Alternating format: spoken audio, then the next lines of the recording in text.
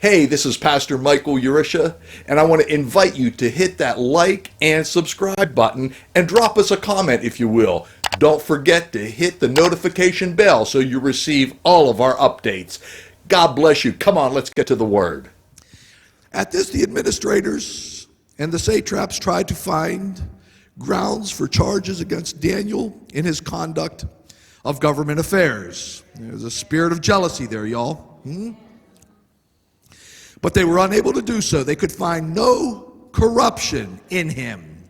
Let me say that again. No corruption in him, because he was trustworthy and neither corrupt nor negligent. Finally, these men said, we will never find any basis for charges against this man Daniel unless it has something to do with the laws of his God.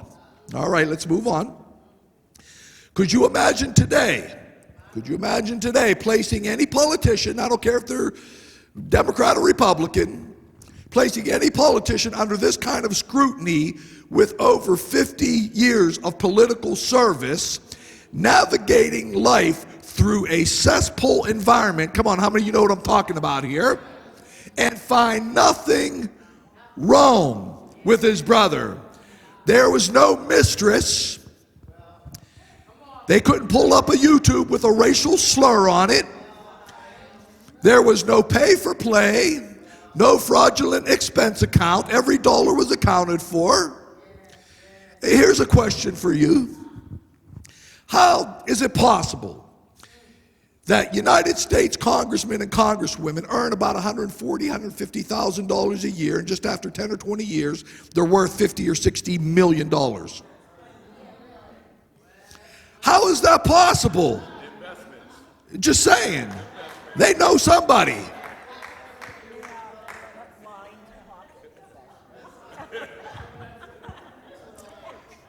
So with Daniel, there are no intern scandals, no questionable business deals, no gifts from lobbyists, no suspicious emails or texts.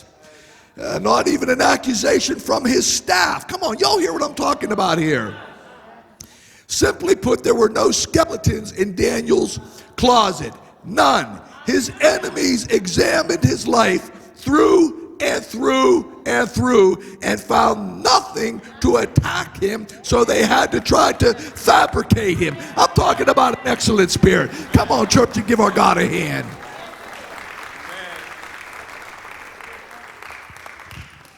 So these government officials, the other guys who are Daniel's peers, are jealous of him. And listen to me, somebody, if jealousy is not dealt with, it will turn into hatred. It will turn into disdain. You will begin to have disdain toward a person. And it says in verse 4, it says, at this, the administrators and the satraps tried to find grounds for charges. It says at this. Well, at what? Because Daniel was going to be promoted and be their boss, and they despised him. So they spent millions of dollars. They hired the IRS, the DOJ, the FBI, the CIA, even some foreign spies trying to dig up some dirt on Daniel, but once again they found nothing.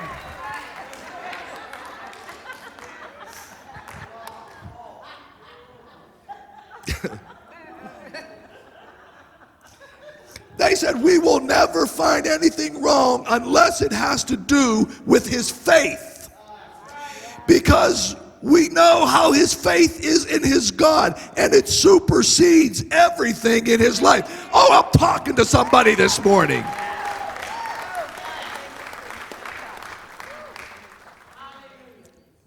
So they said, let's change the laws. Let's make it illegal to speak about certain topics. Let's make it illegal to preach out of Romans chapter 1 or 1 Corinthians chapter 6. What you talking about, Pastor? You know it's illegal in Canada right now to preach against homosexuality because it's considered hate crime. Oh yeah. It goes deeper than that. Did you get the slide? Yeah, this next slide. There it is. I had to put this together late last night because this would just happen. This is a Canadian pastor. Canadian pastor, defiant as a judge orders him to parrot medical experts from the pulpit. He said, I will not obey the government. Thank God there's some godly men around.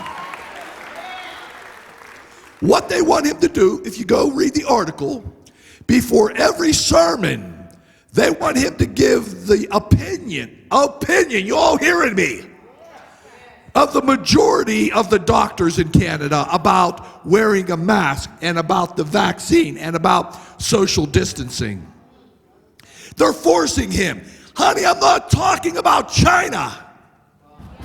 I'm not talking about North Korea.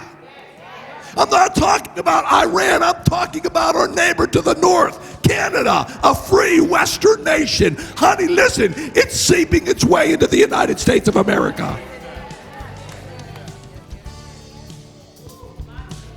Let me go back to last week. Do you see the handwriting on the wall?